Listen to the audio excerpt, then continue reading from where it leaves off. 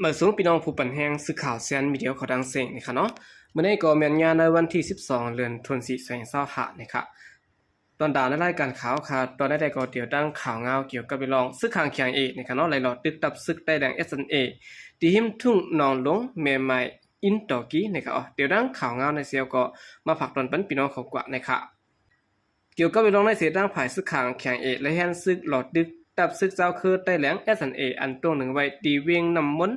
จีเวียงเมืองยานั้นสิแลภายซึกใต้แหลง SNA และตกซุ่มกว่าหาก็และเครื่องกองกลางกำพองนะครับในวันที่11เดือนธันวาคม2025ในข้ายามกลางในเจ้าหมอก4โมงนั้นตับซึกเสือสัตว์ใต้แหลง SNA และดังตับซึกดอกดาวโซคอขังแข็งเอกเขา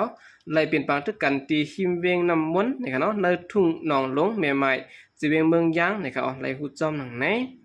เกี่ยวกับในเสซึกขังแข็งเอกก้อนหนึ่งก่าวเนตับซึกใต้แหลง SNA สิและลัดกว่าดังสื่อข่าวเตือน74มีเดียไว้ว่าย่านสายซึกใต้แหลง SNA เขาโทษซึกขึ้นมาที่หิมวันกุ้งมิ่นนั่นแหละทั้งสองฝ่ายสั่งไล่เปลี่ยนปางตึกกันวันนี้ครับเมื่อในวันที่11ขยามกันนั้นได้พื้นที่กันที่กุ้งมิ่นอันวันนั้นเขาสายซึกตับซึกจะจัดใต้แหลง SNA และดังของสีซึกมันเขามาเพิ่มแถมแห้งไว้ก็คือได้ก่อมฮู้ค่ะและฮู้ว่าเปลี่ยนปางตึกกันในก้วยต่อถึงขยาม8โมงปลายในก่อนปางตึกยังตึกเปลี่ยนอยู่วันนี้ครับเกี่ยวในเสียดังภายแหล่งข่าวซึกขางแข่งเอกเขาก็หนึ่งลาดว่าในปางตึกนั้นซึกใต้แหลง SNA ตายกำพองเสยิเลยป้าคึงกองกลางกำพองวันนี้ค่ะสืบลาดว่าเปลี่ยนปางตึกกันตีอินต่อเจเวง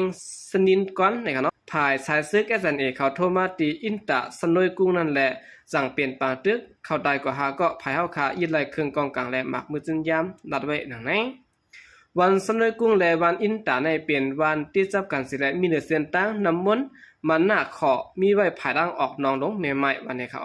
ระเวงน้ำมนทุ่งนองลงแม่ไม้เจเมืองย่างนั้นมีตับซึกเจอสัตว์ใต้แหลงและของสีซึกมันตู้หนึ่งไว้สิและมีรองเข่งแข็งการซึกกันตั้งตับซึกค้างแข็งเอและ PDF ไว้และกลุ่มมันปืนตีลายปลายเพไว้นะครับตับซึกเจอสัตว์ใต้แหลง SNA ในคณะเป็นตับซึกอันกุ้มกำตู้หนึ่งไว้ในปืนตีอันมีพี่น้องใต้แหลงอยู่เศร้าสิและพ้องซึกลูกเพื่อนเขาหลอดดึกเพียวซึกมันอยู่ในย้อนว่า SNA เขาซ้ำเมียนพ้องตึกโหลคัดใจความแห้งไปกึ่งดีมีนาซึกลายผายในสิแลอยู่ไว้เย็นๆโดยอ่ำตึกต่อซึกมันหนังเปิ้นและไหลถูกใกล้ตาจุ่มลูกเพื่อนผีเดียบและดังซึกขางแข็งเอเขาสิแลถูกหมับเน่ว่าซึกได้แรง SNA คมต้งหนึ่งซึกจอมซึกมันในสิแลถูกซึกขางแข็งเอผีเดียบเขาหลอดตึกเพียวมาหลายปอกหลายกำนะครับเมื่อหนังดังซึกขางเขาได้ก็ตื้นเข่าเพียวแบบซึกใต้แดง SNA อยู่ยอดนะครับเนาะเขาตื้นไข่เปลี่ยนอย่าซุ่มเดียวในปืนตีขนาดนะครับตับซึกจัดใต้แดง SNA ขอดพอดตับจุ่มหาโหขาอันหมายแทงสิและจะเฮ็ดปางปล่อยลงปางซ้อนเงาขามปืนฐานการซึกโปรแกรม3ตีเงางุนตับจุ่มกว่าเมื่อวันที่8เดือนธันวาคมนั้นอยู่นะครับเนาะตับซึกจัดใต้แดง SNA ในก้นหนุ่มใต้แหลงอันมีในเมืองใต้ตอนเหนือปอดนาลินตึงเสแกงตอนเหนือนั้นเลยโฮมกันขอดพอดกดตังมาเมื่อวันที่5เดือนกันยายนในปีนี้ก็บัก80กว่านั้นสิและยามเดี๋ยวในมีไว้ตับจุ่ม972ตับจุ่ม891และตับจุ่ม753ตับจุ่ม614และโฮมปรังตับจุ่ม5 6ขาอันตึกขอดพอดขึ้นมาเหมือแทงตีเจเมืองย่างสิและตาตวงหนึ่งไว้ในเมืองกองเมืองย่างกว่านะครับตับซึกเสื้อสัตว์ใต้แหลง SNA ในตวงหนึ่งไว้ในพื้นที่เมืองนังจีเวงตบมืออำนันตามูเจเวงพองปิ่นเจเวงห่มหมากลางเจเวงคำตีเจเวงปังไก่ผู้และเจเวงหมอเล็กเจเวงกัดสาเจเวงหวานหมอกเจเวงผาก้านกาไม้เมืองกองและเมืองย่างและเจเวงอินต่อซึ่งในอยู่ในค่ะเนาะตับซึกเสื้อสัตว์ใต้แหลง SNA ในค่ะละเอียดเคเฮกลางปันเจ้าคือได้แหลงและคนเมืองอันอยู่ซะไว้ในตึงเสียแกงตอนนึงและเจเมืองค้างหารถเพจุมยิบกองกลางในพื้นที่อันเตเฮ็ดให้จ้าและเปิดตาลองเพ่งปิงเจ้าคือเปิดตาพื้นที่นิมเศร้าและตาก่อสร้างเมืองโฮมตุมเพชรและในสิได้ขอดพอดขึ้นมานะครับโอเคนี่ก็เป็นข่าวเงาไล่ๆสร้างตั้งภายตับซึกซึกขางแข่งเอกเขาในค่ะนอนไล่หลอดตึกตับซึกจะจัดใต้แหลง SNA นะครับที่ในบางตึกในก็ตั้งภายก็ซึกก็หัน SNA เขาเลยตกซุ่มกว่าหาก็และซุ่มเครื่องกองกลางกำพองนะครับสืบเสนอข่าวขึ้นมาถ่อมด้วยข่าวเงาเกี่ยวกับแบบลองของสิซึกมันเอามาปล่อยใส่วันติเก็กเวียงภายขุนวันอันจะเฮ็ดปางปล่อยวันเจอจัดกระยันอำนันปะตองนั่นนะครับในวันที่10เดือนเอพฤษนะครับเนาะขยามกลางค่ำนั้นของสิซึกมันเอาเฮิรมินกว่าปล่อยมาใส่วันติเก็กเสจะเวียงภายขุนจึงได้บ่จานนั้นเสเฮ็ดให้เคินกวนได้ลูกก่อยกว่า3หลังและกวนมันปืนตีเลยมาเจ็บซ้ำ2เกาะกวนมันปืนตีเขาลัดนี่นังไหนมือขย่ำกลางคำขึ้นลึก11:45 นนะครับเนาะใน ในวันที่10เดือนธันวาคม2025นั้นของสิซึ่งมันเอาเฮอมินปล่อยหมากลง2ปากป่องลูกสาววันตีเก๊ก2ลูกวันไหนกุนมาปืนตีก่อน1ลัดนี่หังไหนเฮอมินมาปล่อยหมากตา2ลูกมือเดียวกันสิแลขึ้นก้นไหลลูกก้อยตา3หลังเขาขึ้นตา1หลังนั้น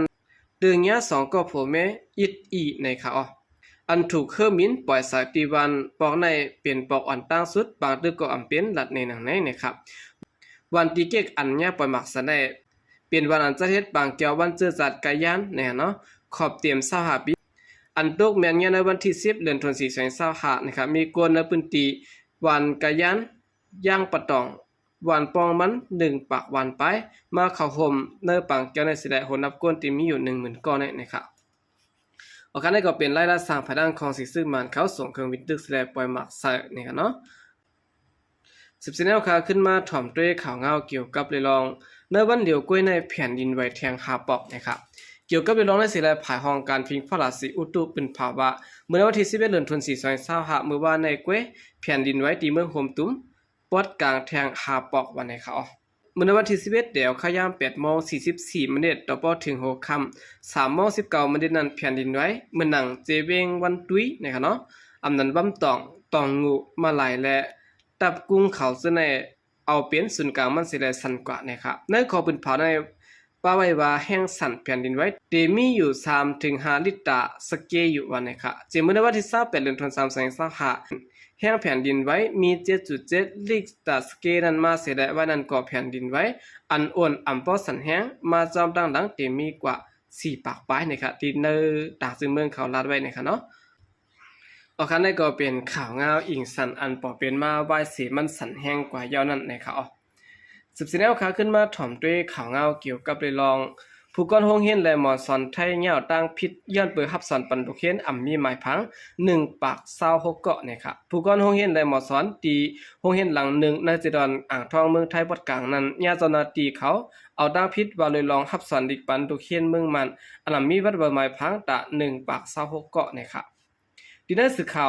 าวสดข่าวไทยแต่บอกว่าในวันที่7เดือนธันวาคม2025นั้นตอนที่ห้องปฏิคารเว้งป่ามุกจิดอนอ่างทองเขาเอาตั้งพิษผู้ก่อนโรงเรียนนะครับโรงเรียนไทยรัฐวิทยาเขต6อีกปนังหมอสอนและผู้ใหญ่บ้านโฮมตั้งเสียงหาก็อันมีตั้งพิษย้อนเปิดรับสอนดิกปันดุอ่อนอันมีหมายพังนะครับเนาะห้องบริหารแบบนี้ว่าหมอสอนลงผู้ก่อนโรงเรียนนางกัลยาท่าสุขและดังหมอสอนอ่อนโฮมป้าผู้ใหญ่ในวันในปอกเขาดังหมดตาหาก็นั้นมีดังพิษอันอ่อนลูกอ่อนมีบัดไว้เข้ามาในเมืองไทยหับห้องเสริงซิมไว้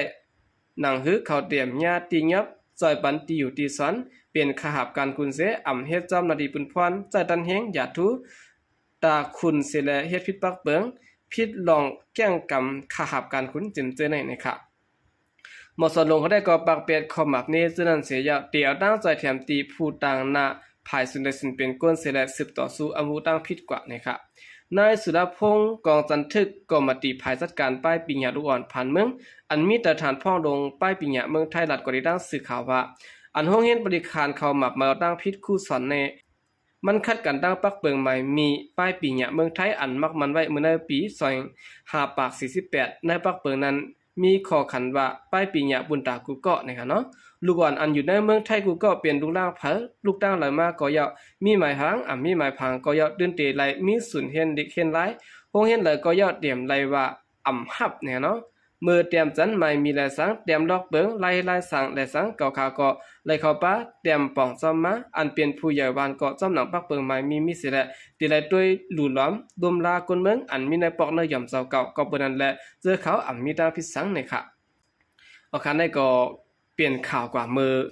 ข่าวคือปีกายเนี่ยค่ะเนาะในดีเจมื้อนั้นมาก็รู้อันนั้นก็เลยถูกส่งมือผังตั้งเมืองมันสิแลเหมือนเจ้าน่ะผู้ใหญ่ก้นลงในการเป็นคู่เขาและผู้ก่อนโรงเรียนเขาก็รายงานตามตั้งผิดกว่าในการในก็รีรู้ได้ๆนะครับเนาะบ่ได้เป็น